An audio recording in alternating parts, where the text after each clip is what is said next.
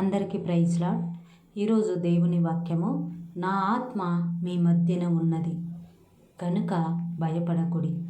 హగ్గాయి 2వ అధ్యాయము 5వ వచనం. ప్రియమైన దేవుని బిడ్డలారా, మన మధ్యలో దేవుని ఆత్మ ఉన్నదట. పరిశుద్ధాత్మ దేవుణ్ణి మనకు అనుగ్రహించుడు దేవుడు. కాబట్టి మనం ఏ పరిస్థితిలో వెళ్ళినా, మనకి ఎలాంటి శ్రమలు, ఇబ్బందులు, ఇరుకులు వచ్చినప్పటికీ దేవుని ఆత్మ మనల్ని కాయుచున్నది.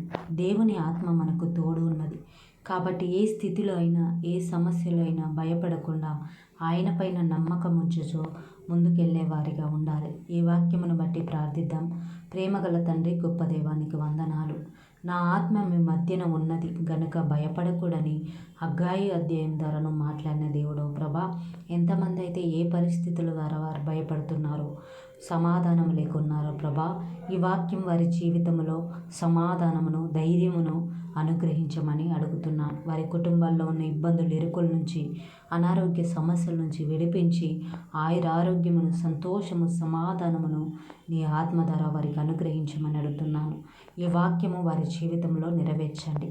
వారికి ఉన్న భయాల నుంచి విడిపించి సంతోషముతో వారిని నింపమని అడుగుతున్నాను ప్రభా.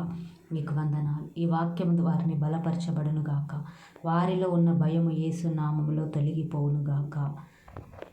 యేసు నామంలో అడిగి వేడుకుంటున్నాము తండ్రి. Amen, amen. మీ యొక్క ప్రార్థన అవసరతలు కామెంట్ ద్వారా తెలియజేయండి.